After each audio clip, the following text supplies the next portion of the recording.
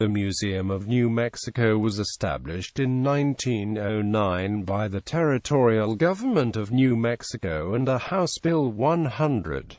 This pre-statehood legislation mandated that the Museum of New Mexico be housed with the School of American Archaeology in the Palace of the Governors. Over the years, the Museum of New Mexico grew and reorganized several times to include the New Mexico Museum of Art, Laboratory of Anthropology, Museum of International Folk Art, and the historic sites of Coronado, Fort Selden, Bosque Redondo Memorial at Fort Sumner, Jémez, Lincoln, and El Camino Real Historic Trail Site. The Museum of New Mexico was eventually reorganized under the Department of Cultural Affairs, which was established in April 2003 after Governor Bill Richardson signed legislation elevating the former Office of Cultural Affairs to cabinet-level status.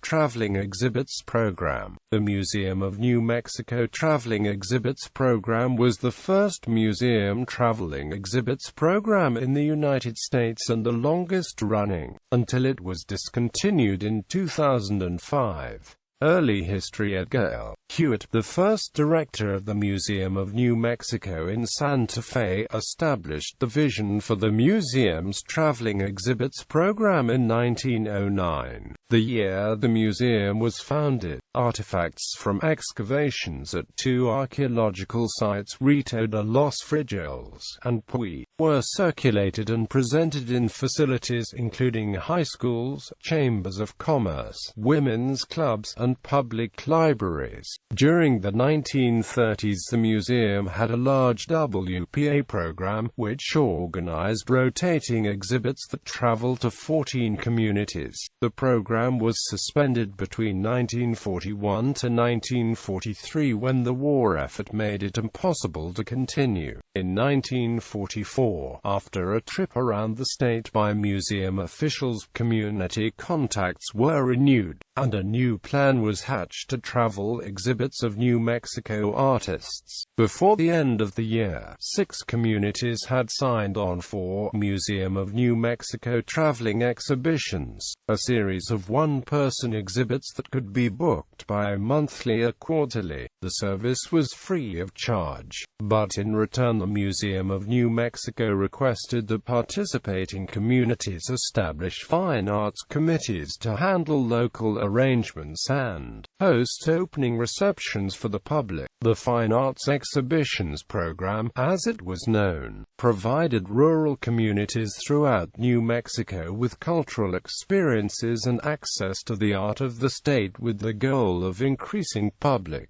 appreciation of art. At the same time, the artists selected for these one-person shows gained exposure, with the goal of boosting the sale of the work. The shows were curated by museum personnel, but the works were borrowed from the artists, who offered them for sale. In addition to these one-person shows, in 1945-46 museum curators organized theme shows drawn from the collections that highlighted the artistic traditions of the state, such as New Mexico retablos, New Mexico Indian design, and New Mexico architecture. Each season a museum curator would travel around the state to meet with the fine arts committees and develop the exhibit schedules. The program grew from 14 to 21 participating communities. In 1948, the Fine Arts Exhibitions program organized its first show to travel nationally, the Blumenschein Retrospective Exhibition, featuring the work of Taos artist Ernest Leonard Blumenschein, a founding member of the Taos Society of Artists, noted for paintings of Native American, New Mexico and American Southwest subjects. Out-of-state venues in Kansas City, Wichita, Dallas, Oklahoma City, Omaha, and Laramie paid for shipping and insurance. By the 1950-51 season, 18 communities in New Mexico and Texas booked shows.